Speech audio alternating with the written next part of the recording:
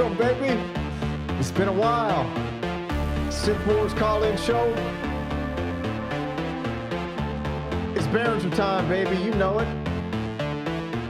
And I think it's about time we all gave Uli Behringer a little clap here, man, for having the absolute greatest showing at NAMM of all time. Blew away everybody. Blew away everybody so bad it didn't even seem like anyone covered it, but you know what? It doesn't matter anymore because it's getting covered whether the synth mafia likes it or not. Behringer is here to stay. Uli Behringer is the king of the castle, and I think it's about time we all gave the man his due. Shall we? Now, we got a few people loaded up in the chat. We got Tactical Mini. We got the one and only Trusto from Symptoms of Reality. We got Michael Fedora. We got Ted Null. We got iRock81. We got Hans Volt, baby. Country Fair 74. Mark Anderson. The Machines One will be here. Echo Craft will probably be around whenever he wakes up. But yeah, I just got to say, man, listen. It was a beautiful week last week. I'm going to open up the phone lines in a minute. You guys can call in and tell me what you think, but we're just going to have a little celebration tonight. I'm going to play a couple videos, and then I'll open up the phone lines. We can call in, have a little chat. You can tell me why Behringer is undoubtedly now the greatest synthesizer company on planet Earth by far. They've put more synthesizers in more people's hands than all the synthesizer companies combined in their short tenure in the synthesizer world, and they're still getting disrespected by the synth mafia. The synth Illuminati's rounded up all their grunts and told them and muzzled them, because guess what? People get muzzled in the synth community. You don't believe me? Go watch Noir et La Blanc's After Hours video. You know what? Maybe I'll play it for you in a minute. When you go sign those nice little contracts, you know what's in it? Shut your mouth for 5 years. That's what's in the contracts. Because Noir brought the receipts, baby. We saw him. I know. I witnessed it. He's legit. He's got the bona fides. He's an OG in the industry. He was at the one and only Synth Mafia recruitment camp called Synth Reactor at Toman back in the day, where they brought all the most beautiful, brightest, most talented, most charismatic people all the way over to Germany and gave them the full kit and caboodle, baby, and that's when the synth mafia was born. Now, all of them didn't accept that little golden nugget, but some of them did, and they rose to fame. But don't get it twisted. When you sign an NDA with certain companies, they will tell you, shut your mouth for 5 years and do not say one bad thing about this company, or we'll get a little litigious on you, okay? So everyone talks about Behringer being litigious and shutting down all these companies all the time, okay? But nobody got the receipts. Where's all these little companies that have been put out of business? The big bad Behringer put out of business. Where's all the lawsuits? Where's all the videos and the exposés and the breaking news? And where's all these people whose life has been shattered because big old Uli Behringer broke their company? I don't see it. I never see it. I haven't seen it once. And every time I ask someone for some receipts, they're like, oh, I don't got the receipts. I mean, just everybody knows it. And I'm like, well, show me the receipts then. Show me the receipts. Oh, well, I mean, come on. You know they're a bad company, as they type to me on their iPhone, which got a bunch of nets around their factory. I'm sick of the virtue signaling from all these Behringer deranged syndrome lunatics out there who haven't come to grips with the fact yet that Behringer's done more for the synthesizer industry, community, and customer base than every single synthesizer company combined. Hands down, baby. Wha-bam. And if you don't believe it, that's fine. But it's just the facts. And guess what? Sometimes the facts hurt. It's like when you found out that Santa Claus wasn't real. You cried. You're a grown man and you probably still believe in Santa Claus. You're still going to the Titanic crying. Okay? It's a movie. It ain't real. So give me a break. Anyways, Behringer derangement syndrome's running rampant across the planet. People have an affliction where they just say things now. They've been embedded with this digital virus that Behringer has crushed so many small companies. Let me tell you something. Behringer is the David in this David and Goliath story. Okay? Behringer's the David. Behringer's up against every single major synthesizer manufacturer. They're up against the whole synth mafia. They're up against every synth influencer who signed an NDA saying they're not allowed to say one thing about Behringer. They're up against all the studio owners who are sponsored by music companies who say, do not put Behringer in your studio. You don't think this crap is real? What do you think? I'm just playing a game? You think I'm just up here looking like a handsome macho man lookalike when he was about 18 years old, a little gray in his beard? You think that's it? It's time to get real, man. It's time to get real. Me and my brother used to set booby traps for Santa Claus, okay? We set so many booby traps in our house that we forced our parents to admit Santa Claus wasn't real way ahead of time. You know why? Because my old man almost fell down the stairs head first and then landed on a load of thumbtacks, okay? With a little exploding ball of poop we put in a balloon. We filled up a balloon full of poop. So when he fell down the stairs, hit the thumbtacks, he would have stepped on the balloon and poop would have went all over the house. Guess what? Mom and Dad said, baby, we gotta tell the two boys that this fat old bearded man coming down the chimney is a complete joke. And you know what happened? Me and my brother didn't cry. We looked at each other, boosh, gave each other a high five and said, knew it. We knew this since we were 2.5 years old, all right? So I ain't getting fooled. I ain't getting played around that this whole synth industry is this big ball of pure holy water where Yamaha's holy and Roland's holy and Moog's holy and Sequential's holy and Korg's holy, and they've never done any. This is the synth war, okay? This is business. Do you understand? These companies are cutthroat. They'll take you out. As far as I'm concerned, allegedly, they're all a cartel working together to take out Behringer, allegedly. And if you don't think so, then just look at what's been going on, man. Look at how all the synthfluencers got together and boycotted Behringer for the last 5 years. Look at how they all put out Behringer hate videos nonstop. You wouldn't know if it was like the Antichrist came down from synth heaven and wings got burned off on the way down. Suddenly he's here scorching earth.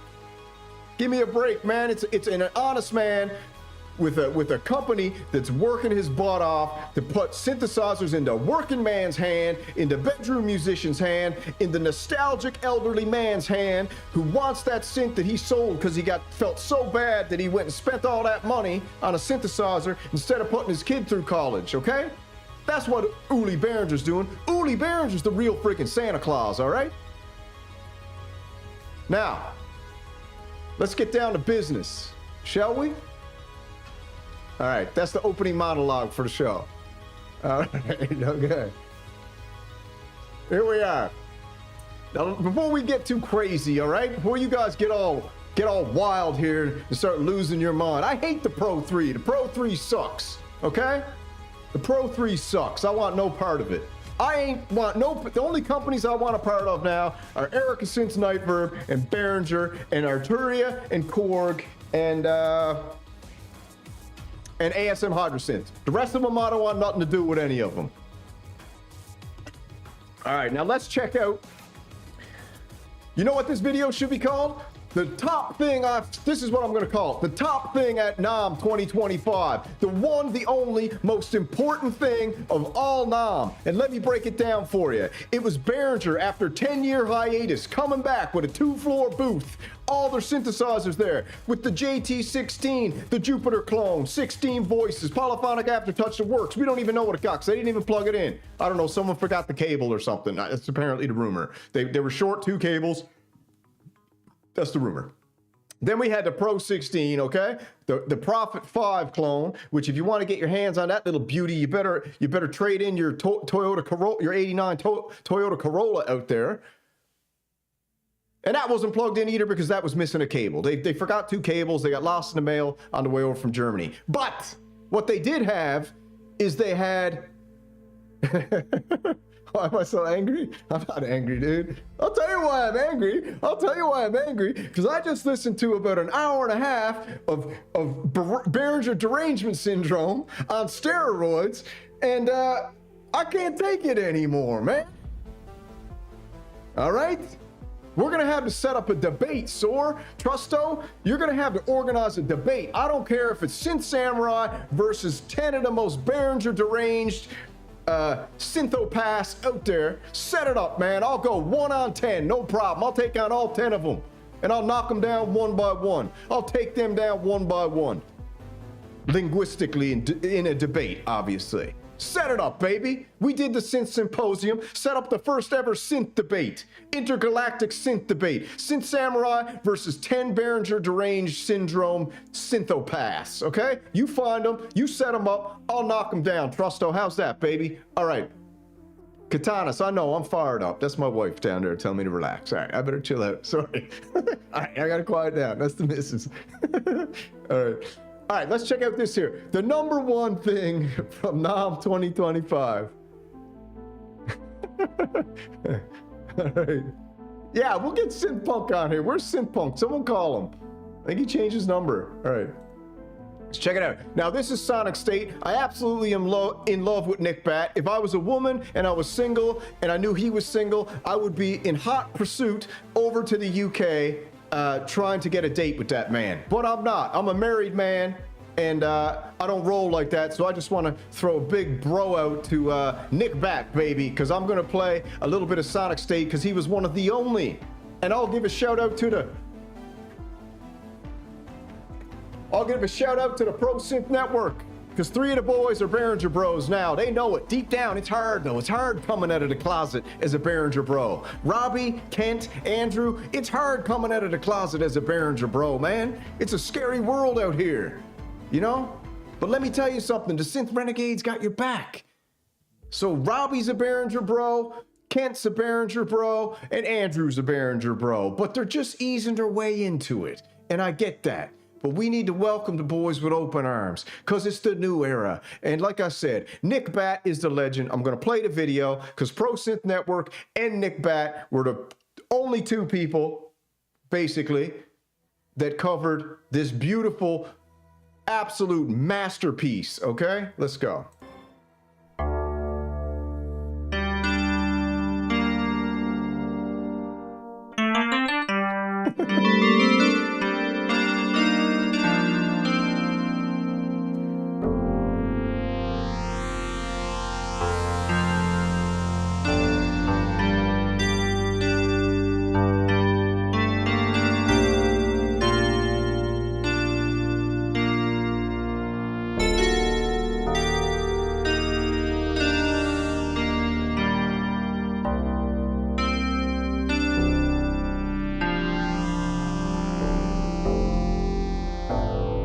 Now, just for everyone who missed it, because no one covered this damn beautiful machine besides the beautiful Nick Bat and a handsome English gentleman, Robbie, Kent, and Andrew. We'll just call them the 3-headed gentlemen, okay? That's what we'll call them. The 3-headed gentlemen, the Hydra, the UK Hydra. The boys covered it too. Can I do it? As much as I don't want to do it, I gotta do it because I got to keep it real. The man holding the camera, I got to keep it real, was Synth Addict, okay? He was holding the friggin' camera, right? Good work on that. Fine, I'll do it. Okay, but that's all right? Now, this here is 32 voices, 32 filters, 1 filter per voice, okay? Polyphonic aftertouch, an effects section that isn't programmed in there yet, and an absolute gorgeous recreation of the interface, okay? Let's keep going.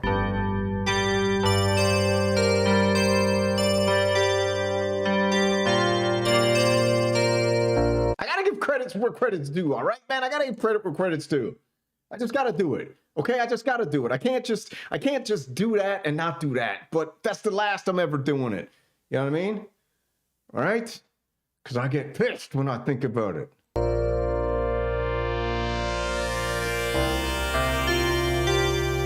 Oh, sorry. Yes, CS80 filters, all right? CS80 filters. I ain't giving no props. I just said thank you for holding the camera. Trusto, take it easy, brother. I just said thanks for holding the damn camera. Frig.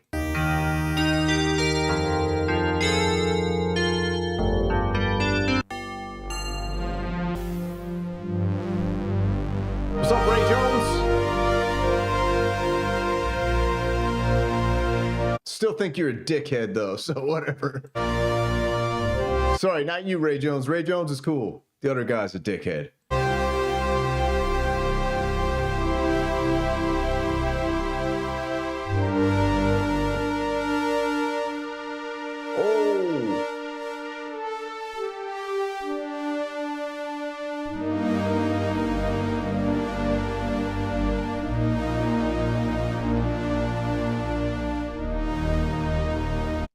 Wait a second. What did you say, Apollo? Back out of the Kumite? Listen, bro, if you back out of the Kumite tonight, you're DQ'd, you're out. That's the rules. You got to get a song in every week to make it to the finals. So listen, get your friggin' compression sorted out, brother. You still, what do you mean it's not working? You got like 10 hours left, dude. Give me a break. You're DQ'd if you don't get a song in. This ain't no friggin' participation trophy type event, all right?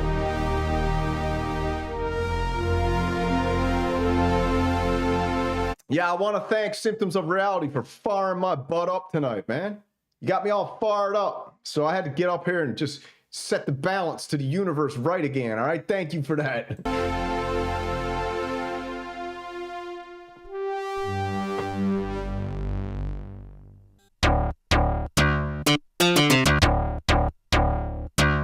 All right, cool. Let's go forward a little bit.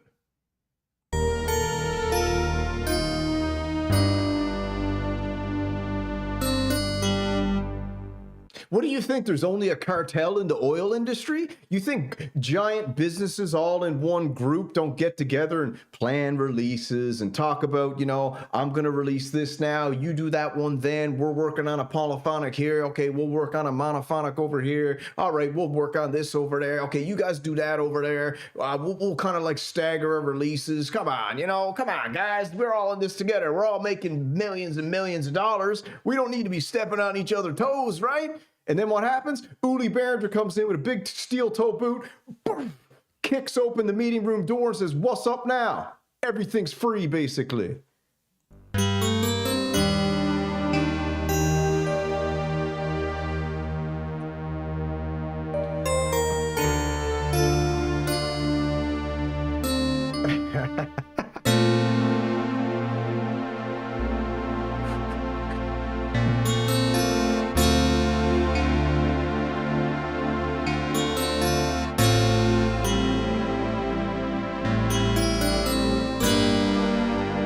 Oh, what do you want, a t-shirt here? I'll show you here. What do you want, a t-shirt? Here, why don't you get one of these? FTE. You know what that means? Go pick one of those up. FTE here. Who wants a t-shirt? Go buy one. No sale tonight, so you all have to pay full price. Sorry. All right, let's get back to it.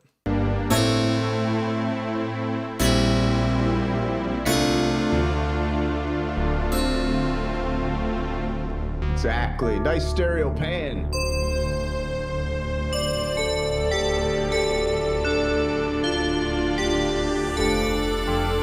That is nice.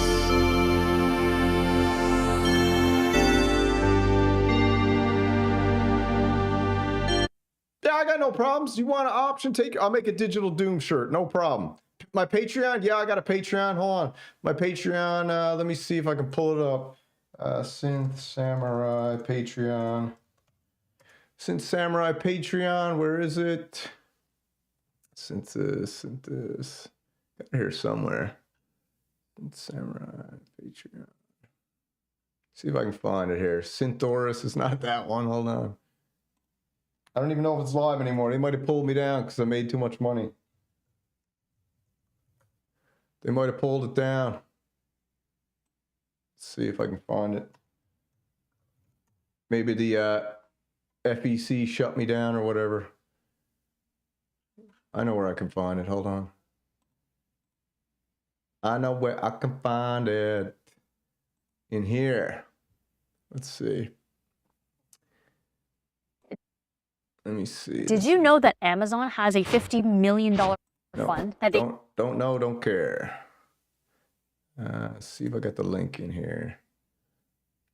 There we go.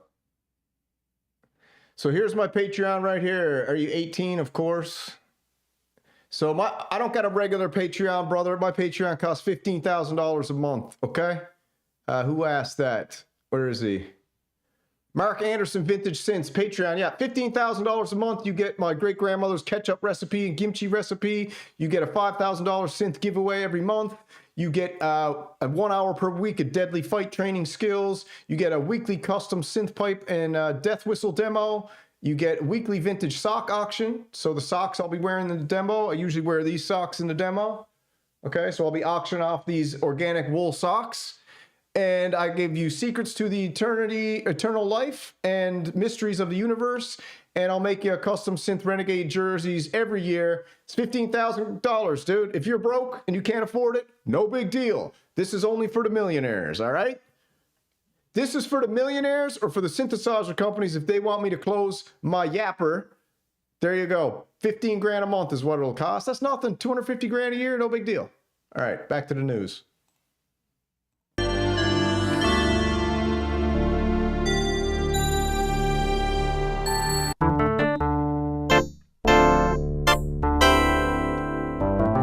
Cool. So that's Behringer. Yeah, go sell your condo. All right. And don't forget, Behringer came out with this week. You guys all forgot. We found out what that friggin' chorus thing was in those boxes. It is this beauty here, the first ever chorus pedal ever made. It's the pedal that started it all, a pillar in the monument of modulation. And now, with a bit of Behringer magic, it's more accessible than ever before. Introducing Behringer Chorus Symphony. It is, of course, a faithful recreation of the chorus ensemble, the very first chorus pedal. There's only 6 memberships left for the Patreon anyway, so I put out 100 and I got 6 left. So there's 6 slots left.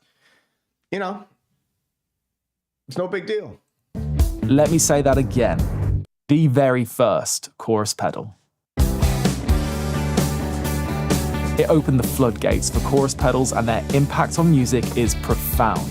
Recreated the first chorus pedal ever. You know why? Because no one else is recreating it. The same reason old Kent said tonight. Kent was talking. He made a wonderful, beautiful point on Symptoms of Reality. He said, you know what? You know why Behringer went and cloned all this stuff? It's because, thanks, Echo. What? Hey, why they cloned all this stuff is because they've been asking everybody to do it, and Roland wouldn't do it. Actually, I think Robbie said that part. But then Kent also said that everybody was selling their vintage gear for astronomical prices. And Uli said, nah, man, enough of that. This stuff can be made in China for way cheaper because they're all making this crap over in China anyway. So what I'm going to do, I'm going to go to the factory that they all make it in, and I'm going to tell them to make my stuff too, and I'm going to sell it for what it's actually, make a $400 profit on a synth. Boom, bam, boom. We don't need to make that, blah, blah, blah. Like a big metal seed, it sprouted a whole new era that's touched every corner of music history. There are few certainties in life, but hearing this pedal is one of them. It's just too prolific to avoid. So let's zoom. All right, so that's awesome. They just did the Chorus Symphony. As if you haven't noticed, Behringer's taking their synthesizer model and now they're moving it over to the pedal because they had a bunch of ugly pedals before, and now they're saying, you know what? It works so well with the synthesizers. Let's start recreating all these old school pedals that are like $5,000, and let's make them and give them to people for a fair price. All right, let's go open up the phone lines, man, because I feel like I want to talk to someone. Phone lines are open, 413-279-4344. Phone lines are open, 413-279-4344. Pick up that phone and give me a call, man. Tell me what's on your mind. This is a Behringer glaze fest we're here tonight, all right? So let's see if Echo could get that first call in. I can't screen the calls, Echo, my beautiful baby. They just come in as they come in.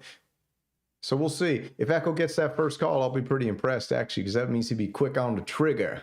Real quick on the trigger. But as far as synthesizer companies go, I think it's undeniable anymore. Why wouldn't you want to get your hands on an epic futuristic Lindrum? And everyone's like, it's not futuristic. It is futuristic. It's so futuristic. It's like Marty McFly's DeLorean. Okay? It looks old, but it's awesome. From Echo Craft. Oh, Sleeping Beauty. Awake once again. What's up? Listen to me very carefully. Sleeping Beauty. What the dude? Yeah, dude. Where you been all night, man? I had some shit I had to take care of, man. Yeah, dude, you ain't no gangster. Come on, bro. Where you been? Listen, you know what? Italians got to do things. I got guys. I got guys that I got to deal with. You were just making some biscuits with the missus. Come on. I don't eat biscuits, bro. Actually, well, you know what? It's funny. They're called biscotti, so I mean, I guess that's biscuit. That's yeah, right. You're right. I don't speak Italian. Yo, you don't speak French either, do you? No, some people say that I speak my own language. Well, you do. That's a fucking fact. What's up, baby? Listen, what's up, dude? So I just want to say something. Yeah, I'm not impressed with that BX1. Are you freaking serious? This is Behringer Appreciation Night. You call in here after I just had to listen to 2 hours of Behringer Derangement Syndrome, and you ain't going to give us a little glaze? Well, no, you're talking to a guy that has 16 pieces of, actually I have more than that now, Behringer gear in my studio. So I've glazed the donut as hard as I possibly could. So yeah, dude. I guess I'd have to look at it and try it. It just doesn't do anything for me. Are you serious? Yeah. What do you mean it doesn't do anything? What are you looking for? I don't know, man. It's black. It's That not must Muse. check a mark for you. It's black. It's not a Muse, bro. Listen, man, you ain't getting your hands Wow. on a Muse. Well, wait a minute, hold on. You was speechless there for a minute. I don't think I've ever seen that before. You ain't getting your hands on a Muse, bro. Listen, I'll tell you what. If you buy a Moog Muse, this is the deal I'm throwing out to the whole Synth Renegade Nation. Well, I am. If Echo Craft shows a Moog Muse in his studio, I will immediately on camera go buy a Polybrute 12 Cream Dream. That's just how it's got to be. All right. All right? All right. I got something in the works. I can't talk about it. You better not turn into a Moog shill. If you sell out, I'll kill you. I would never. I could never do that. But I got some top secret information that you think you got something going on with some espionage shit, okay? I got something going on, man. It's gonna blow minds. Well, listen, I'm looking forward to it because the minute I met you, I knew you were a little rough around the edges, if you know what I mean. I knew you frequented some underground meetings. Well, being a day walker, I am part of the underworld, so I get that gets you some advantages. You know what I mean? You get some perks from that. So, So hold on, why don't you like the BX1? I don't know, man. It just it reminds me of a Casio. Oh my God, are you serious? Yeah, when I saw it, I was like, "What the frick is that thing? What's a Casio? What's a Casio doing in the Behringer booth? What is that?" Why? What don't you like about it? Everyone says that this is one of the most gorgeous synthesizers ever produced. Only 140 made, right from the mouth of the English gentleman Robbie. I don't know, man. I don't know. Well, you know what? If Patchdog does a review on it, or if Bartek does a review, maybe I'll be happy. But it didn't impress me. And then the fact that just like anything that what goes into NAMM isn't totally ready. You know what I mean? I mean, I guess the whole effects section wasn't working. They put enough stuff in it for the patches. Whoa. Wasn't working or wasn't ready? Wasn't ready. Wasn't working. Okay, ready. Working. Yeah. All right. If it's not ready, it ain't working. Hey, potato. Yeah, man. I just didn't. There's just something about it. I looked at it. I'm like, I don't know, man.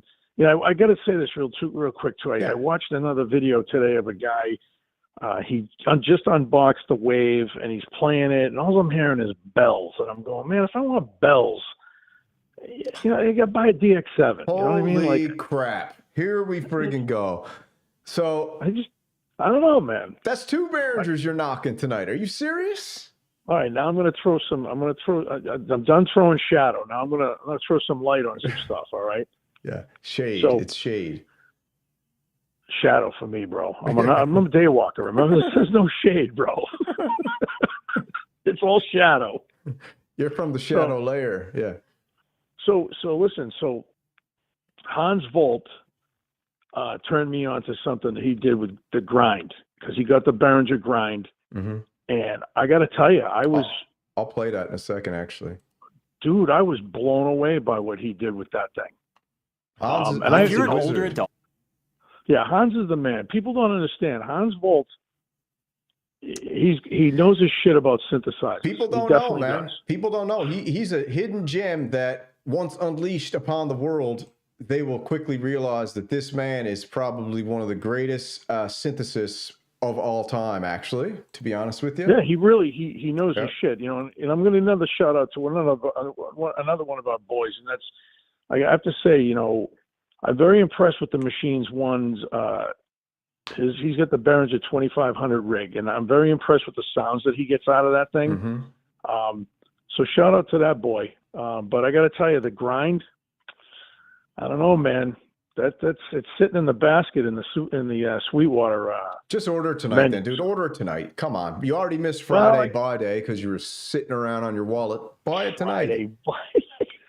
Dude, you seriously think I'm going to do Friday buy day? Dude, I'll be divorced. Yeah, once a month. You know, once a month. Oh, here we go. Right. Obsessive audio in the chat. The BX1's kind of sad. Yeah, sad if you mean absolutely glorious.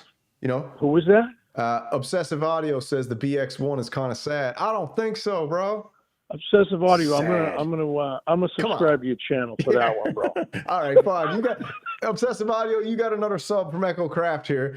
Echo Craft. What happened to you tonight, dude? Is this even Echo or is this someone else?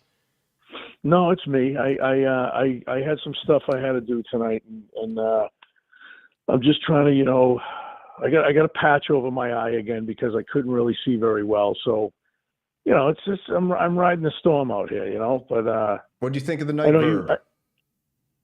The Night Verb's crazy. It's insane. It's crazy. I liked the last video that you did. Was awesome. Yeah, I know. The first one was for the DJs. I did it in mono because I wanted to do no one did a proper demo of the pedal in mono for all the DJs that go to the nightclub. So a few people misunderstood why it was running in mono, but it was running in mono because it was a specific for 8,000 DJs who emailed me and wanted to demo it at first. So I figured I'd do that first.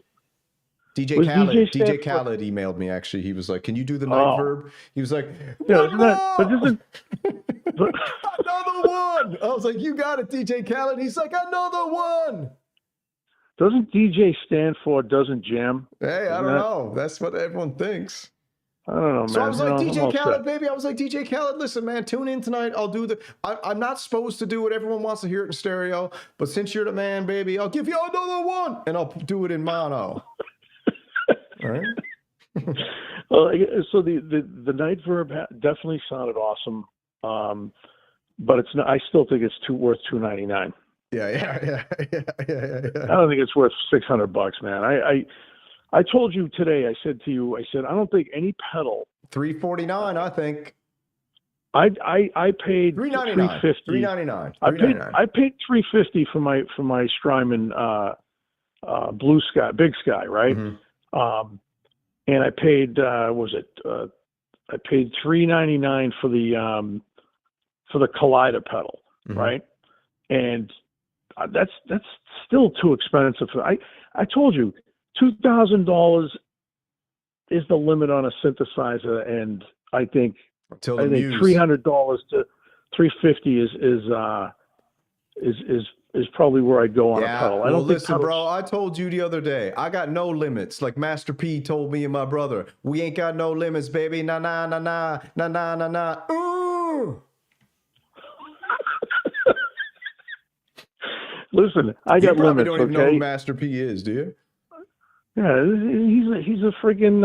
Isn't he a rapper? One of the greatest. Him and Silk the Shocker. Yeah, but who would Master P? Was he with No, he ran his own crew. He ran his own crew. He wasn't with Wu-Tang or no, Wu-Tang's totally different. No, dude. I don't know, bro. Listen, man, I'm an old heavy metal dude gone electronic. Okay, so I don't, I listen to Run DMC when they played with Aerosmith. Okay, so that's where I'm at. Nah. You don't know that, dude? No, I don't know that. Oh song. my God! All right, listen, I got to get to the next caller. You got anything good to say about Behringer? Or you just trying to get me going? I just told you. I just did. What? Oh yeah, the grind. The grind and the spice. I got to tell you, the spice. I have the spice, and I'm going to be doing some other videos on it. But I got to tell you, the spice is pretty interesting, man. It's very strange. It's a strange piece of gear. Well, if you get the spice, then you got the grind, plus you got all the other ones, dude. You'd be laughing all the way to the synth bank. And I am a Behringer bro. I just don't like those two synths. No. Will you make me a Behringer bro hat too? On one of those nice, good Richardson hats. I'll buy it. Put Behringer bro symbol right on the front, and you want the embroidered one? Yeah. Type in Richardson and put the symbol really big on the front, please, and I'll buy it. What am I putting in? Behringer big on the front. Yeah. All right. Behringer, Behringer Bros. No, same as a T-shirt. I gotta go. Got another caller. Sloop. All right. Peace. Call from Digital Doom virus. Oh, we got a call from the one and only Digital Doom. What do you want? Samurai. Here he is. So what's up? What's up, super shill? Bro, I'm the shillbilly. I'm the anti-shill. No. You're only fucking pretending to be. Oh, you think it's all a big joke? I think 100% you're an industry plant. Oh, well, there's rumors going around about that, but no one's been able to prove it. So. Well, when I was with the Synth Mafia, I could hear and understand what was happening, and you were put in as a plant. Listen, dude, that rumor's been going around. I don't know if Echo Craft's been spreading it. Listen, he calls in tonight. Echo Craft! He's nothing to the Synth Mafia. He's just a little synth pimp. Yeah, you know what? I kind of think you're right, man. I know I'm right because I was on the inside. Yeah, well, what are you going to do about it? You ain't doing nothing. Listen, you've seen what I've been through. And now that this digital virus has started to spread, you can see the chaos around the world. Wait until I have my final revenge. Yeah, I'll be waiting then. Until then, Synth Samurai Super Shill. All right, man, that's Digital Doom. He gets in every once in a while. And if you don't know Digital Doom, go check out the Juno Diddy series. I think we're on episode 3. Digital Doom has infiltrated all aspects. We got another caller coming. Thank you for that call, Digital Doom. I appreciate it. from iRock. All right, we got a call from iRock. Man, is this first time caller? What's happening? What's up? What's up, baby? Doing good, man. I just had to call in because you know what? What's up? Uli is doing God's work. Thank you. He is making these synths amazing. Thank you. I mean, isn't he? I mean, he's taking these old synths and I mean, he's upgrading them. He's making them affordable. I mean, I don't know what the big deal is. Listen, what's the kind of crap that you hear from all these Behringer deranged synthopaths out there? Like, what? Oh, just that they're, you know, I just hear that they're cheap and, you know, and it's flim-flam. I mean, yeah, it's just, you know, it's just garbage, you know, and it's just coming from people who are just snobs, right? Yep. And when you go to the Behringer, if you're watching like any of the YouTube videos like that Behringer puts out, all you see is people that are so thankful that they're making these synths that were old. They're now affordable and accessible. And, you know, all these other guys on YouTube that, you know, these synthfluencers that just, you know, shrug them off. It's just garbage. It's annoying a bit, isn't it? Isn't it a bit friggin' annoying Yeah, I at this think point? so. Yeah. Yeah. And if you think too, like, even what was it? Was it NAMM that just passed? I mean, Yep. there really wasn't anything that great. I thought it was actually pretty boring. I thought it didn't was see boring, anything too. I liked at all. Yeah. But the BX1, right? I mean, that's Dude. Yeah. When that came on the screen, it yeah, was that like, was the most interesting thing there. yes. By far. So But then, did you notice how crazy it was when it was like 45 best thing at NAMM, no Behringer. 7 best things at NAMM, no Behringer. yeah, 2,500 best things at NAMM, no Behringer. It's like, what? yeah. I'm not sure either. I'm not even really like I tried to think too back to when it all started, you know. Yeah. And I know that Uli had done you know, some video that he ended up having to take down and apologize for. But I think it actually started before that, and I think people were mad because it was cheap. This is the arguments I've heard. Like when the Yeah. DeepMind 12 came out, people were so pumped about it. Mhm. All the shills were Yeah. even pumped about it, right? And Yeah. then the Model D, when that came out too, then I feel like the synth cartel started to get a little bit scared. They're like, wait. They're like, he's doing a Model D clone, our coveted mini mode clone. And then when it came with the Poly D, they were like, oh no, he's gonna do it. He's gonna give the people great sounding synthesizers and allow the everyman to afford it. We can't let this happen. Yeah.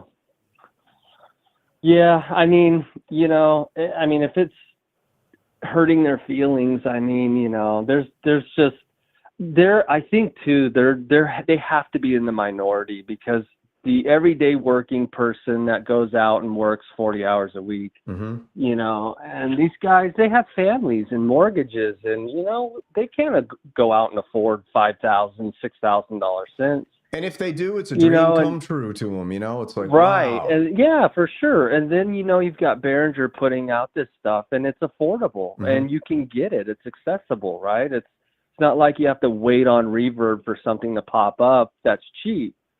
It's a true payback to the hobbyist, hardworking musician who either had something back in the day and sold it, or who wants to actually have a couple synthesizers, and, you know, like, you know what, maybe they just want to feel like they got a little studio, you know, so they can get off work, come home when they get some free time, when the family's all taking a break, they can get in there and just, it's meditative to them. And like, I agree with you, man. I think the fact that Behringer's putting more synthesizers in more people's hands than any company on earth, if you ask me, and it'll go down in history that way too.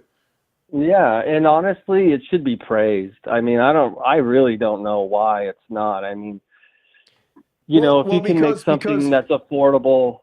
No, it's because the bullhorn, it's just like the mainstream media, bro. The bullhorn is pumping one thing out when over here they're trying to tell you that this is like, you must have heard the stories. Oh, Behringer crushed all these like, this is the thing people say. Behringer crushed all these small companies. They put so many people out of business. Oh my God, they've stole everybody's intellectual property. Oh my, and I'm like, where? What? Where is it? Where is all this evidence?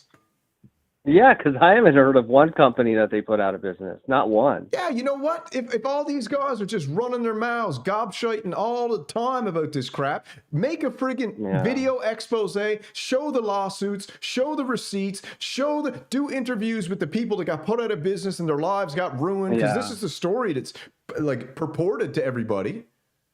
No, it's, I don't know. You know, I think of too, like, you know, I mean, I'm in my 40s, and, you know, like, even my kids, like, if they ever were to get into synthesis, Behringer synth would be the first thing I would try to get them, because, you know, it's affordable, it's cheap, and it's something that they can thrash on until they figure something out, right? Do I want to get a Moog later on? And it lets them try different ones too, without having to be like, man, I got to save up like $2,500 now. It's like, oh, I want to try want to see what an old Wasps kind of sounded like, because nobody is saying that Behringers sound identical. But guess what? If you want an idea of what that vintage Wasp sounded like, you can get a taste.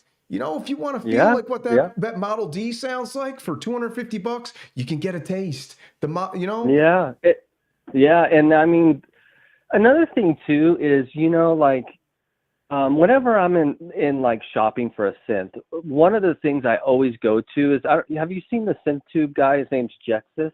Yes, Jexus is great. The guy is absolutely phenomenal. So whenever I'm shopping for a synth, I'll go through and I'll just kind of see what he can do, right? Because this guy, I mean, if you like the demos that he's doing on the synth that you're looking at, I mean, that's probably how hard you can push it, right? If you were to do it.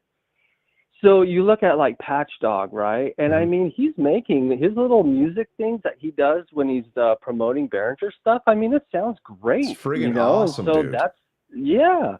And I mean, you know, that's just a taste of what you can do if you have that ability, right? If you have the ability to make that stuff that Patch Dog's doing, you know, he's doing it all with Behringer gear, you know, so. And man. There's also like an argument too that I hear sometimes. It's like, oh, Behringer stuff is crap quality. It's like, it's not crap quality. It's actually decent quality. Okay, maybe it's not up to the quality of a Pumpkin Spice Prophet 10 Lacewood 50th year and edition ripoff synth. Okay, maybe it's not as high quality as that. But guess what? You're paying like, if you're paying $4.99 for a Behringer monopoly, and one of the knobs cracks, go on Alibaba and buy a bag of them for $20 and put them back on. Yeah, I know. I don't understand. And you know what, too? I don't really think enough time has passed for someone to actually say, well, it's not good quality. I mean, you'd have to have at least 5 or 10 years. Yep. You know, like, what if these little devices that Behringer's putting out actually do hold up? Yeah. Right? And you don't have any issues. I mean, they're just saying that now. But there's really I mean, look, everyone's going to get a bad synth here and there. I mean, even from the big guys like Sequential and Moog, right? I mean, so if you get one from Behringer, I mean, that's pretty much par for the course. They're pumping out thousands of units, right? Well, that's the deal, dude. That's how you crush that argument so easy when people are like, oh, but you see so many people who have problems with them. It's like, dude, they're putting out thousands of those units. Okay, they're not just putting out a couple hundred, they're putting out thousands of them, and the amount of complaints you get are so few. You might as well just say they don't exist. It's like, you know, okay, guess what? You get a complaint. I ordered a Wasp from Sweetwater. It came, one of the knobs when I went to turn the pot, the inside thing cracked. I called up Sweetwater. I was like, dude, knob broke on the synth. What's up? He was like, we'll just send you another one. I was like, I'll pack this up and send it back. He's like, nah, keep it. You can have both of them. Oh, really? Yeah, and then I raffled off the good one on the synth, on one of the shows that I raffled off the good Wasp, and I kept the old one and put a chicken head on it. Gonna put a chicken head on it like Echo Craft did, one of those chicken head ones. You know? See, so, you know, this is all just, it's just garbage. And you know what I would like to propaganda, see? I'd bro. like to see. It's synthaganda. I know, it is, yeah. But I would like to see a really, like, prominent person in the synth world, and I mean somebody good, who's making, like, real money, doing real things, support Behringer, you know, and just come out. And I think only until then, you know, like, everyone will kind of shut up about it. Well, it's funny because there was a video out a little while ago, and I think it was one of the main cover bands for Pink Floyd. I can't remember the name of it, and he was doing his rig tour of what he takes on the rig when he plays Pink Floyd. And he's got the Poly D, he's got the Deep Mind, he had the friggin' string machine, he had like 6 or 7 Behringer synths there playing to massive crowds. Yeah. And that's another thing, dude. Yeah. They're great for gigging with, because if you break them, you're like, man, that was only $300. Sweet, I'll grab another one. Yeah. Right. I know, right? So, Yeah. Yeah, I don't know. It's just the world we're living in right now. But I think probably here in a few years, I Yeah. think it'll change around. Yeah, the shit winds Because are I mean, blowing, my brother. eventually you're just gonna have to. Eventually, you're just gonna have to admit it, right? Yeah. That Behringer's doing good stuff. What's the expression? First they ignore you, then they ridicule you, then they get angry at you, then you win. Yeah. Yeah. Right? Right. All right, man. Listen, great call, Yeah. bro. I appreciate you calling in, man. Yeah, you got it, dude. Thanks. Behringer- I love your show. Behringer Bros for life. Hey, everyone in the chat said, For why don't sure. we do like a thing? What city you from? I'm in Tennessee, so Tennessee, I'm in baby. Sparta. Atta boy, man. Love Tennessee. Yeah. Yeah. Sweet, man. Yeah. Yeah, cool, man. All right, well, it's good talking to you. All right, man. Call in anytime. You the man, bro. Yeah, we'll do. Okay, later.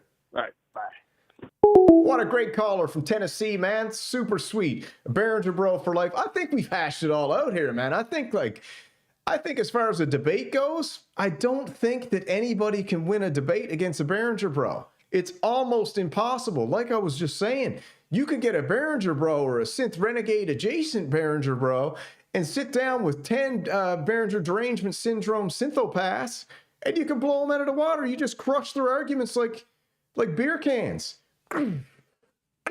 What's that argument? What's that argument? Crushed. I mean, the whole Behringer debate is the easiest debate to win on the planet. And like we were just saying, there's a lot of synthaganda out there. There's a lot of brainwashed people out there who've listened to all the friggin' synth propaganda that's been shoved down everybody's throat for the last 5, 6, 7, 8 years. And it's all cracking up and crumbling, man. It's over. Time's up. From The Hanslander. All right, man. Just the guy I was looking to talk to. Hans Lander, baby. What's happening? Hey, what's up, man? This is it, dude. Fired up. What are you doing? I was watching you. Yeah. Now I'm talking to you. So listen, I got a question because you're actually a I don't want to call you a reformed Behringer Bro, but I want to say that you are now have a greater appreciation for Behringer as a whole based on our private conversations. Would you care to elaborate a little bit or deny or Behringer as a whole. Behringer can be a hole. It can be a rabbit hole. Yeah. All the damn synths are so cheap, you could end up with like 15 of them. Yeah, dude.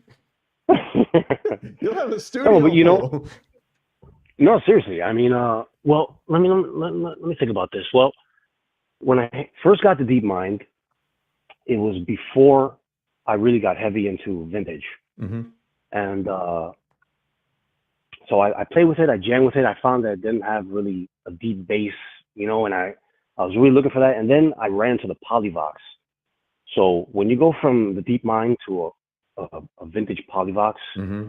you know, it kind of messes you up a little bit. Yeah, And I was like, what the hell am I doing with Behringer? Like, this Polyvox vintage, oh my God, I can't even believe how crazy the sonic depth and character exists on these old school synths. So then I went on a vintage rip, Mhm. right? So, and recently I was challenged by none other than the epic Echocraft Yes, and indeed. the timeless Machines One. Mhm. And they challenged me, you know, to get into the Behringer DeepMind 12. And, you know, I really got into it.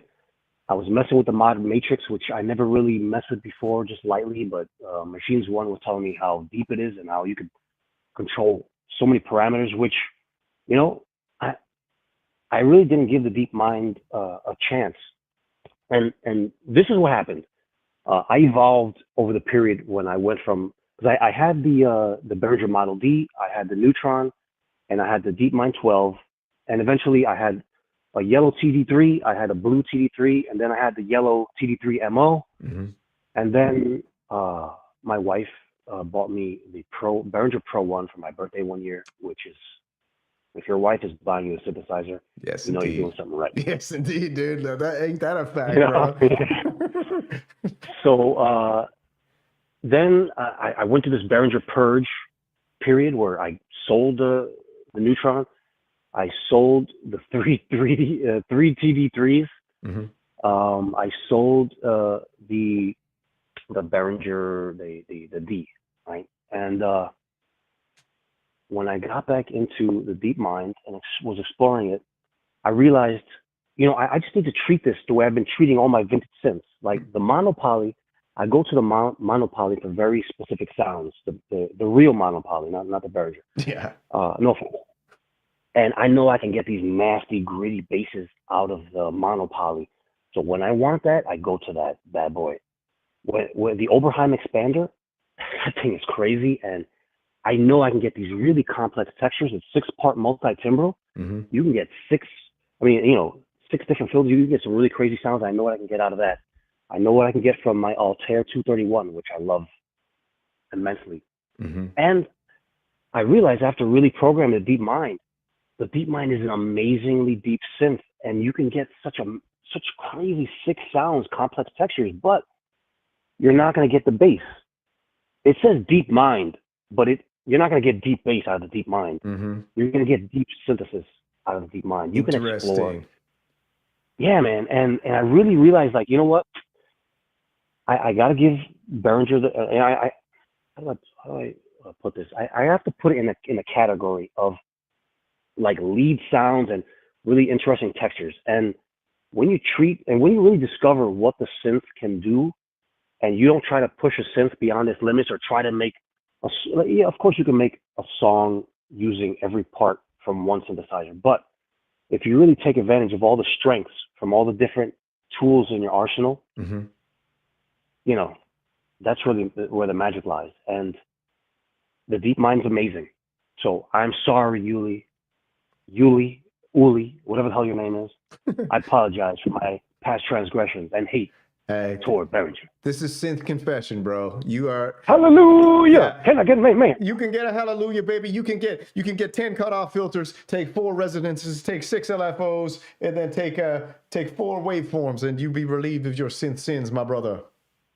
I realized the errors of my ways, and I came back to the altar, and I said to myself, self, you gotta give Behringer the chance they deserve. Hallelujah. Just realize the power and strength in these synths, and you too will be an amazing producer. Hallelujah. Can I get an amen? $50 or more. Amen, baby. Don't forget to hit the collection plate on your way out the door. Pass the basket. Daddy needs a new synth. Listen, what about the Behringer Grind? Because you just recently purchased the Behringer Grind. Can we hear a little bit about that? All right. Well, now I have barely scratched. Yeah. Hallelujah. All right. I have barely scratched the surface with the Grind, of course, but I realized quickly from Andy Fireblade. Mm-hmm. He made a bunch of videos demoing the sounds, and I was like, wow, I really hear some textures that I can't really make with what I got. So I got the Grind, and I'm getting into it. And, I threw a couple clips up there just messing around because I thought the sounds were too good not to share, even though I haven't really gotten deep into it. But it's really interesting. It makes a lot of nice textures. And surprisingly, it does some nasty bass sounds. Mm-hmm. And I'm all about nasty bass. So, yeah, I'm really looking forward to getting into the Grind. Yeah, that little clip you showed and the couple ones you showed us privately, man, dude, it's it just seems like a synthesizer that you can, like, get lost in a little bit. And like you just said, if you respect its limits, then it is somewhat limited. Mm-hmm. But then again, the sounds that it can make are kind of beyond what a lot of synthesizers do. Yeah, a lot it's really interesting. What's that going for? Yeah. What's that, 250? Or was it? No, I think it's less than that. I think it's $1.99. Oh, $1.99, bro. Okay, so listen, for $1.99, are you happy with the sounds you're getting out of that already? Oh yeah, man. Of course. I'm all about synthesis. I could just, whenever I get a new synth, I've said this times in the past, I will spend months, maybe a good 2 solid months of it every single night exploring that one synth and really, as many combinations of the parameters as I can get. So then I really understand what type of sounds I'm going to pull out this beast, and then you're not struggling with all these wonky, weird sounds. It's like, all right, I know that if I twist this here, this, that, there, I'm going to get in and around like the kind of crazy, funky sound I want to make. and you just start pulling out goodness, man, left and right. You're a beauty, baby, and you're a mixed martial synth artist, baby. I love it. Well, it's really about. I don't look at synthesizers as tools, as I've heard a lot of people say. I even said that a few minutes ago, but Weapons. I see. No, man. Like, I have a spiritual connection with synthesizers. That's true. That's These true. things are living entities. Okay, it's. I don't even know if I should be admitting this. Okay, maybe I should be admitting this to my therapist if I had one, which I might need one. I think we're all gonna. But they're like need one living soon. entities, man. Yeah. Yeah, you need to figure out its personality. You know, synth punk. All right, I'm gonna say this. Okay, synth punk gets me mad every time he says all synthesizers sound alike. That really burns me because even if it is just slight nuances in the textures they make, they're not identical.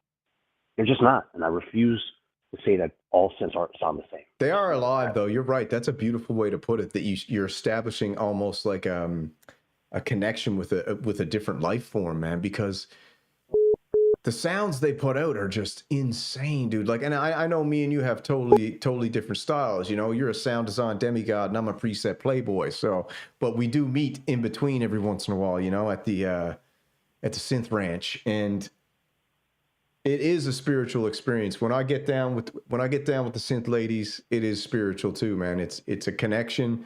It's meditative, and sometimes there's nowhere else I'd rather be. You know, I can't remember who said it. Somebody commented on that little grind snippet I put up there. It was either Eternian or Banana Rider, but they said, "Listen to that thing purr." Ooh. And then I didn't realize it. It actually sounds like it's freaking purring. You know, like it. Oh man, you know what? Just wait right there. Let's play it right now. I got to load up. Hold on. Let me just switch screens. You can probably hear it too. Let me know if you can hear it. Maybe you can't though, but I'm going to play it anyways. 30 seconds. Here it is. This is Hans Volt, aggressive bass sound from the Behringer Grind that he picked up the other day.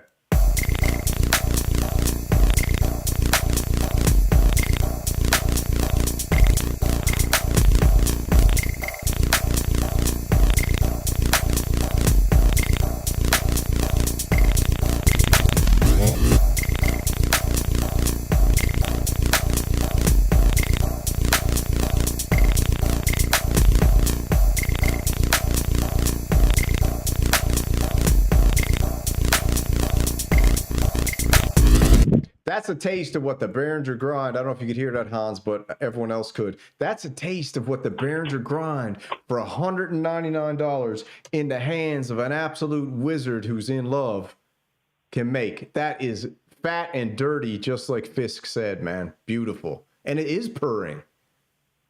Yeah, right? Dude, it was purring. Synths are awesome. Dude, synths are the best. Come on, dude. Listen, and you know what? Being excited about synths is so fantastic and invigorating. And I don't care, man, what anybody says. I'm fired up about every synthesizer. I don't care what it is. You know, I just love them all, dude. Like I said, I'm a polyamorous synth lover, and I've been one since day one. Well, let me say this. I heard a couple guys, some of the big guys, you know, in the synth tuber world say, you know, Behringer was there, but, you know, I really wasn't interested. Behringer, you know, I really wasn't interested. I heard I wasn't interested, or it wasn't cool, or I'm just not into that so many times. Yeah. I mean, that's a load of bull. Whoever said that, you know who you are, and that's a load of bull. Okay, because a clone of the DX1 with some CS80 goodness thrown in there, and you're not excited about it? I know. Like, come on, man. I know. Like, are you soulless? Did you sell your soul to the synth safe? Like, why wouldn't you just be excited when you're like Echo Craft tonight, being like, it just don't do it for me. It just don't do it for me. I don't know what it is, but it just don't do it for me. I'm like, Echo, bro, come on, dude.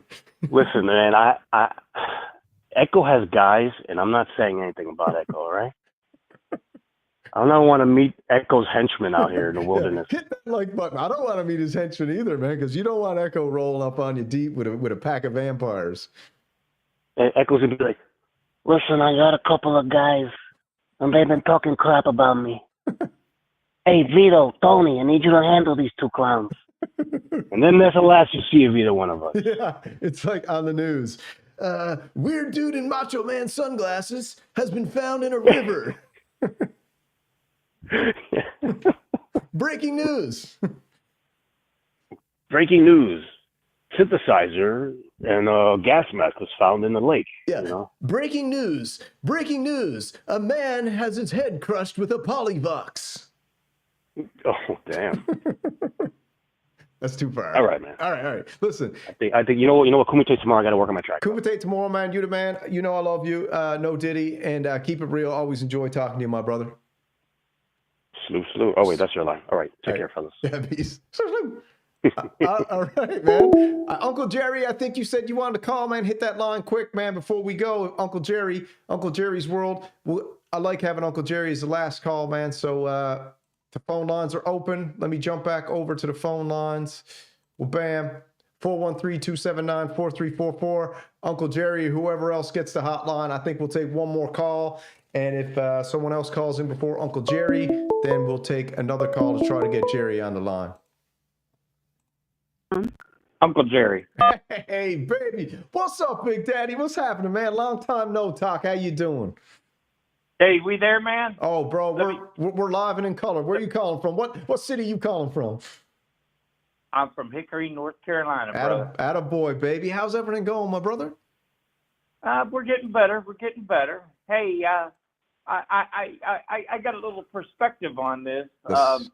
Because, you know, I've been in Soar's channel a lot, and of course I follow you religiously, but and Echo as well. But you know what? With this Behringer thing and all the original synthesizer companies, I'm going to tell you something. My daughter was born in '92. Okay, she's 32 years old now. But growing up, you know, I got divorced and I had to raise her, you know, part time and all that crap. So when school time came around, her mother would call and say, you know, you got to go take her, you know, clothes shopping and stuff. And even though I was paying child support, I still bought her clothes on top. I did a lot on top of the child support. But anyhow, besides the point, but we ended up driving down to Pittsburgh. This is when I lived in PA. And we went to one of them, you know, popular kids stores where the lights are dark and they got expensive clothes and all this. And she started stacking all these clothes on me in my arms, and I'm like, I'm looking at the price tag. I'm going, oh no. I'm like, no. I said, you can get one pair of jeans here and a top. And I said, and we also have a place called Dave's that's originated back in my hometown, back in PA, where they sell the brand name clothes, but they might have a little defect in them that you can't see, but they can't sell them for, you know, in the stores. So it was a very popular place. And I said, what you got to learn is buy a few good things, you know, so you're in with the crowd and you've got that designer clothing that you want, like the Dooney and Burke purses and all that crap. But you need to learn to supplement it with less expensive items. And that's the way I view my synthesizers. Yeah, I bought like a Prophet 5. I bought a OBX8, but I also buy Behringer. So what I'm doing is I'm buying the designer top of the line, but I'm supplementing it with the Behringer. And, you know, and I don't think that's bad because it's just an analogy I wanted to bring to everybody because, you know, this Behringer and all this stuff, and that's how I kind of treated it with her. Of course, she wanted nothing to do with that. She wanted the top, you know, of course. she wanted the top. Yeah, dude. Most, you know, so, you know, but I try to teach her, yeah, you can buy some of that, but you're not rich. Don't go broke, you know, buy what you can and keep up with the trends and the styles, but learn to supplement it with the stuff and nobody's going to know the difference. Does that make sense? Bro, it makes total sense. And I like the idea of that. And I think that's a cool way to look at what Behringer has given the ability for people to do. Like, it's not like, oh, I can only get one because they're so damn expensive. And I'm not like more is better and all that and blah, blah, blah, blah, blah. Although I am trying to build that generational synth wealth, Uncle Jerry, and open that synth museum one day. But I think the fact that if you could get one nice piece and then you can get 3 or 4 other pieces of Behringer to go with it, so now you got your one-man band set up going and you can have a nice jam together, or you got a different type of sound over here and here. And that's it exactly. Yeah. That's how I look at it. And that's been my whole approach to this, because, you know, I'm obviously, I'll be honest. I was never a real big Behringer fan, but I've become one. Yeah. And that doesn't mean I'm going to give up on the original companies or, you know, the guys that are making this stuff, but it is expensive and there's a lot of stuff coming out. But I believe in, you know, getting the core stuff that you want and then supplement it with the Behringer. I mean, you know, and again, another point that was brought up, and I think I brought it up a long time ago, my OBX8 will never hit the road. Never. Never. That thing is not leaving the house. But if I wanted to go play in a band, I'd go buy a UBX8. Yeah, dude. And, you know, if it gets tossed around and beat around and stuff, not that it's cheap, but it's like, I'm not going to cry. I'm not going to cry if something happens to it. Whereas my OBX8, I would literally fall apart if something happened to it if I took it on the road. Another crazy, I love that aspect of it, and that's kind of what I was saying with that Pink Floyd cover band, bringing all the Behringer gear on tour and just leaving all the high quality gear at home, right? The other thing was, what do you think about all these Behringer deranged synthopaths out there who just are going buck wild, rubbing the skin off their thumbs, typing Behringer deranged syndrome messages all over the place with iPhones while they're drinking a Diet Coke and, you know, eating a pack of processed crackers. And, like, don't you find the friggin' the hypocrisy of people hating on Behringer while they got every other product on the face of the earth that's also got shady business practices throughout their whole home? And it's just gets a bit much, man. Like, the virtue signaling is just out of friggin' control. It really does. It is out of control. And that's why I said, you know, we got to, like, ground ourselves on this whole matter, you know. And again, it all boils down to personal taste and personal preference, you know. 100%. I mean, are you that great of a musician that you can tell the difference between a Model D and a Mini Moog? Bro, are you asking me or the general public? I'm asking anyone. Are you that great of a musician that you can actually tell the difference between playing a Model D for a solo or playing a Mini Moog? Is it that big of a deal? Like if someone had it in a track, Echo Craft says he can. Echo Craft one day told me he could pick out an analog synthesizer out of any mix. I'm yet to see him do it, but he said he could. Well, you know, back in the day, I used to be able to, and I did it all the time. You know, I'd be riding with my girlfriend or my wife at the time or whatever. I said, that's a Prophet 5. Sometimes riding with both at the same time, hey, Jerry? But there used to be a day I literally could pick out the Moog sound, the Prophet sound. But now it's so complicated with all the technologies out there and the sounds coming from everywhere. I can't do that anymore. Are you, are you still enjoying the Juno X? Oh my God. That is probably my favorite purchase ever. Really? I like mine too, but I just think that thing, well, I don't mean to bring it up, but it's reminiscent for me because it was my first polyphonic synthesizer back in 1985, the Juno 106. And to me, the aesthetics of it and the power of it, if I had that thing in 85, oh my God, my life would have been different. I mean, because I composed music on the Juno 106, but I really needed the Juno X to do what I was trying to get across. But you do what you got to do with the technology at the time. Do you got anything that you're looking forward to, or you got any gas over anything? You're pretty content with your whole setup at the minute. My last purchase, I pre-ordered the LM one. Okay, sweet. That was a no-brainer. I'm like, I don't care. I may be homeless, and I'm going to get an LM one because it's one of those things I always wanted. $399 too, bro. Come on. Yeah. I'm not going to complain. I'm not going to complain. Oh, dude, You know, that is a deal. Did you check out the Night Verb, bro? I watched your video. Yeah, I thought it was awesome. Did you hear the one in awesome. stereo today? What's that? Did you hear the video in stereo today? I did not. Bro, I did not. I apologize. bro, check out the friggin' stereo when we get off. Just like turn it on and go to the middle.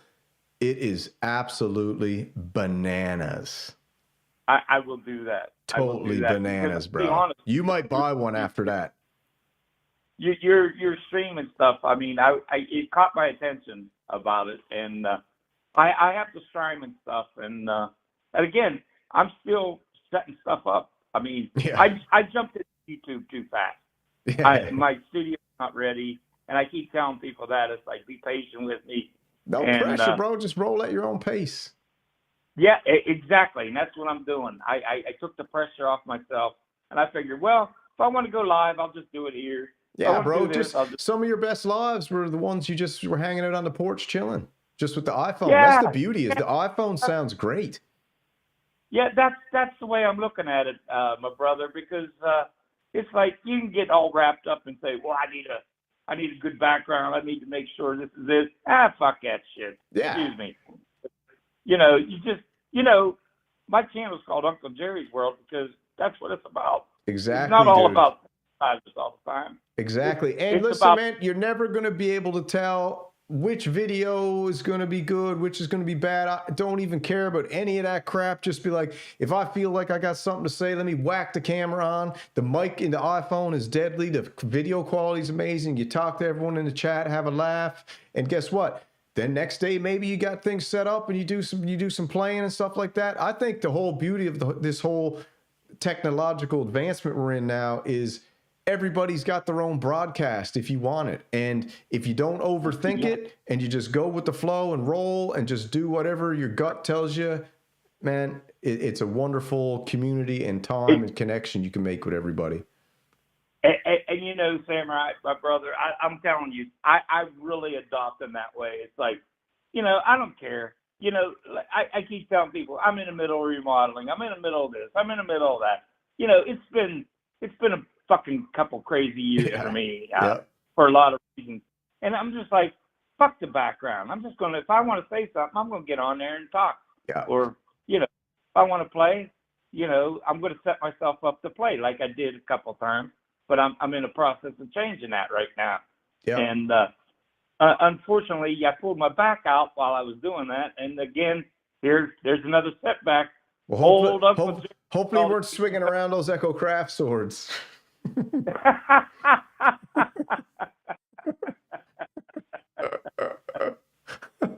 Hey, if you don't laugh and have fun, what the hell's life for, right? Yeah, man. Listen, bro, the thing is like the whole idea of us doing the Kumite last year was to like break this perfection paralysis and the overthinking aspect of everything and just like put a little bit of fire under your butt to get some tracks done and complete some things so you can build some momentum for yourself. And sometimes when you overthink things, you can lose your momentum.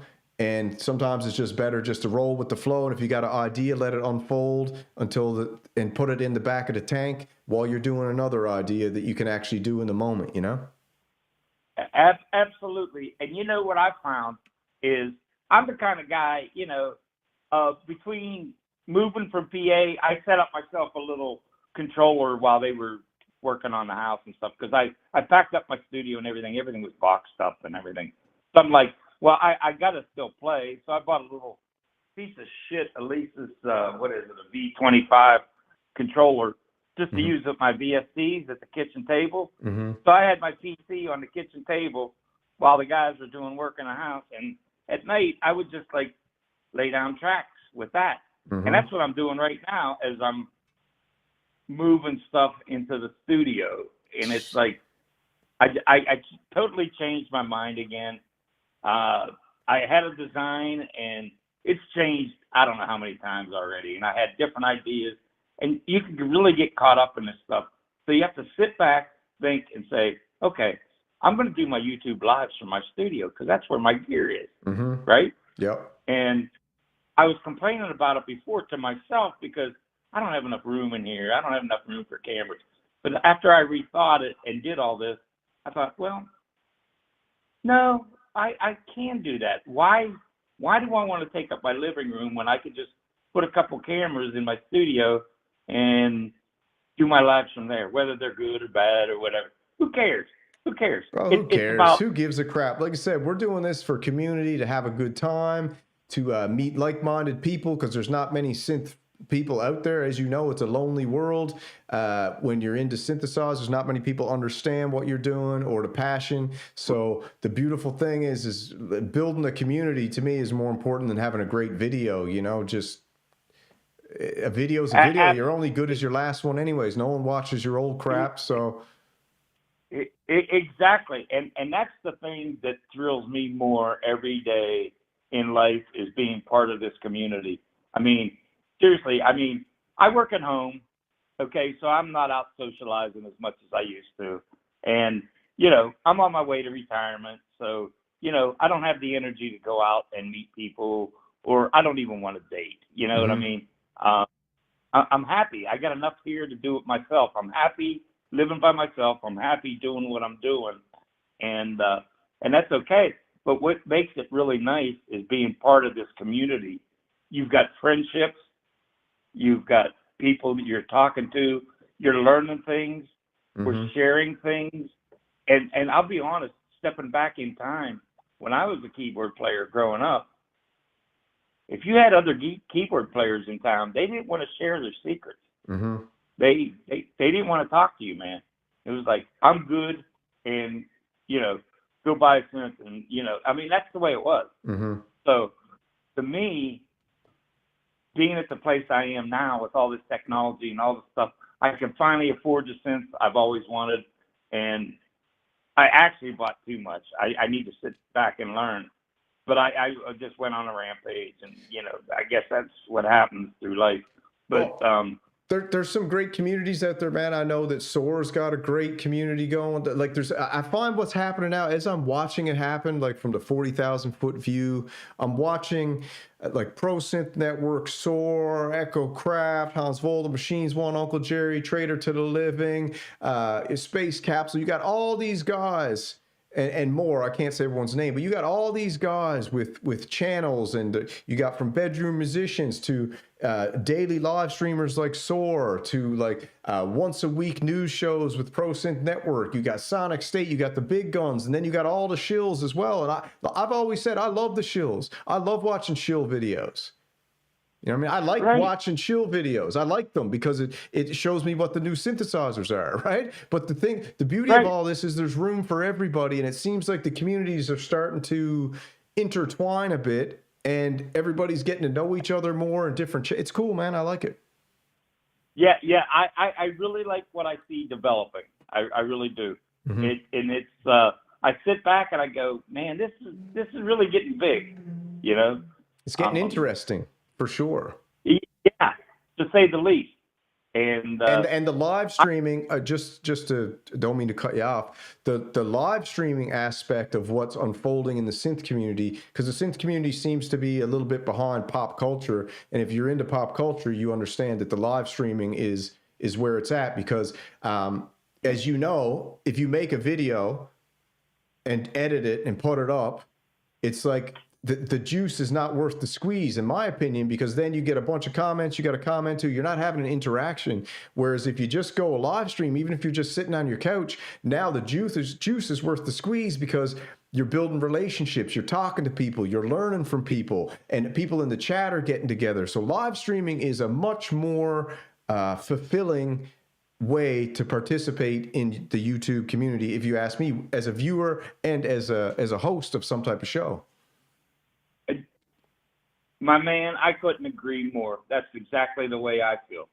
You know, you feel the changes coming, and you realize it's okay. It's okay to just, you know, broadcast yourself and talk. The synthularity. Kieran Moore calls it the synthularity. I love that. Yeah, there you go. That's wicked. You go. That's a name for a song. And, you know, I've been around following you in synth punk and echo and, well, synth punk before anybody, and I'm just watching the changes, and I think they're all positive. I just think they're all positive. We're trying to get synth punk back moving. He's been posting videos again. He's back on the go, and he's got a big Pro 3 thing he's doing. He wants to make the Pro 3. He's putting out the argument, the theses, the PhD video series on the Pro 3 and why it's the best mono synth on the planet. And he's also doing some great guitar songs and tracks. He's a talented dude, man. I know he got a bad rap every once in a while because sometimes he goes a little bit hard and he's misunderstood, and he likes the roast, and a lot of people are sensitive. So I understand where a lot of people kind of took it the wrong way, but the guy's a talented guy. He's charismatic. He's hilarious. He's got his own little style, and I like having him in the synth community, to be honest with you. Oh, absolutely. He's a great guy. I've always liked John. I mean, when I discovered his channel, I remember years ago, I don't even know how I found out about him. Somebody says Chipmunk Jones. Do you remember when he was Chipmunk Jones? That was before my time, dude. But yeah. Chipmunk Jones. You gotta watch Chipmunk Jones. And I started watching him. And I'm like, who is this dude?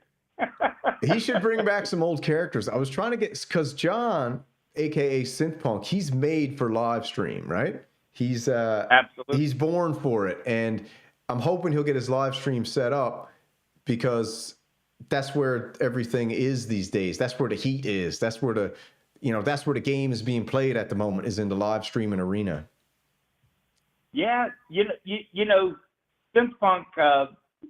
I got out of the hospital and I was on steroids, so I was up all night and stuff trying to recover from shit. Mm-hmm. And I used to watch Synthpunk all the time, and he inspired my Cats in Space series that I did, which was like, my brother called it utterly stupid, but it was like, I don't know, that's just me. I just like having fun and laughing, and so I owe that to Synthpunk for creating Synth Cats in Space, because whether anybody likes it or not, I had a hell of a fun time laughing at myself doing it. You know what I mean? Yep. Yeah, definitely, my brother. Did you check out Noir et La Blanc's stream the other night? Not the other night, but I did watch it when you first introduced them to us. Yeah, he did a stream the other night, and he broke down. He went through one of his old contracts he got from a synthesizer company, and I guess he was in a forum and he posted something critical about a synthesizer company, and the synthesizer company basically sent him an email and said, "Hey, keep your mouth shut." You know what I mean? Muzzle it up. And he was like, "What the hell are you talking about? Muzzle it up." So I guess he went back and looked through his contract, and in his contract it said, when you sign on this dotted line to represent our company by demoing this synthesizer or whatever he was doing, he didn't say the name or anything because obviously he doesn't want to get litigious, but in the contract it said, from the day you demo this synthesizer and sign this contract, you got to shut your mouth for 5 years. You cannot say anything bad about our company. No criticism on forums, no nothing. How crazy is that? And everyone says, and listen, that's from the past, and everyone's out there saying that all these shills don't sign NDAs that tell them to shut their mouth. Give me a break, bro. Right. Yeah. But anyways, it's a great video. It's in the stream. I posted the link. Go check it out the other night. Stream. He goes into lots of details. I will. Thank you for that. I'll check it out. Yeah. That's wow. Isn't that crazy? A five-year muzzle for a synth demo? Yeah, no. Yeah, that's why we're on Team Shillbilly, baby. We do it for free. Hell yeah. That's Hell right. yeah. You're doing a great job, man. Hey, I love you to death. Yeah, I love you too, everyone man. Loves you. I love the Frog Lord, baby. Bring him back. All I ask is give me time. Just give me time. No pressure, bro. I'm just saying, I love the Frog Lord. I don't move as fast as you young bucks, man. I'm sorry. I wish I could. My mind is there. My mind's like, I got to do this. But my body just, it's not cooperating, man. I'm sorry. I hear you, bro, man. Listen, you take it easy now. You rest up, take it easy, go at your own pace. But like I said, don't get down on yourself if you don't have a studio ready for that perfect thing you want to do. Whack on the camera, sit on the couch, go live, have a chat, talk about some synths you're into, talk about a life story. Don't let the perfect be the enemy of the good, my baby. Exactly, and I'm so glad you said that. I needed to hear that, to be honest. Yeah, because man. I get caught up in like, well, I gotta have it like this. No, I'm ready to just go, look, my channel's called Uncle Jerry's World. Mm-hmm. Well, my world's not perfect. No one's world's perfect. Exactly. So it's like, you know, I may as well just let loose and enjoy what's going on instead of getting all uptight and I got to have this ready. Oh, I got to be able to do this. But no, I'm just going to. Things move too fast for that type of attitude these days. You know, we're living in Operation Warp Speed time. You know, you got an idea, you do it. If you got the ability to do it, do it. If you can't do it, put it in the back burner and let it play out, and eventually it'll work out. But otherwise, you're going to get down on yourself because you're like, I wanted to do something today. I didn't do it because I didn't have everything ready. It's like, well, I could have done something else, though. Yeah, exactly. That's exactly what I'm talking about. It's like, you know, you jump into the YouTube stream, the next thing you're carried downstream and you're moving faster than you thought. And it's like, whoa. I got other stuff to do first. And, you know, it's just like, but you're right. Just kick it back. I think people really like just being natural and live and, you know, not putting on a front or look what I can do. But it's just more like, hey, here's my thoughts. Here's what I got. Here's some stuff I've been doing. You know, stuff like that. That's all. Yeah, man. So listen, you take it easy. You enjoy tonight. I'm going to cook it here now and head off and start winding it down. Always a pleasure talking to you, my brother. And I look forward to anything you do. I love you, my brother. Yeah, I love you too, man. You take it easy. All right. Have a good night. All right. Slow. All right. That's the one and only Uncle Jerry, man. Phone lines are closed now for tonight. I think that was a good show. Started off hot. Ended on a beautiful inspirational note. I guess we can button it up by saying, don't let the perfect be the enemy of the good. Don't get down on yourself if you didn't do exactly what you wanted to do, because you can always just do something else. And the key is to just keep moving, because if you don't move, you rust. You feel me? All right, let's clue it up, man. You guys take it easy. I want to thank everybody in the chat. Tron Dog, FB Music, Mark Anderson's Vintage Synths. I want to thank Echo Craft, all the great callers tonight, Intender, Rourke, Kieran Moore, Mark Anderson's Vintage Synths, Apollo Hanzo, Tron Dog Baby, George G's Harmonic Sonics, Rourke, Trader to the Living, Machines One, Thomas Jan. Thank you all for showing up tonight. I appreciate it. Hope you enjoyed the show. Hope you enjoyed the callers. You know, I get fired up, man, you know, because if you ain't getting fired up, you know what you are? Then your light's getting dim. So keep the fire burning, baby. Kumite tomorrow night, 7:30. Slow.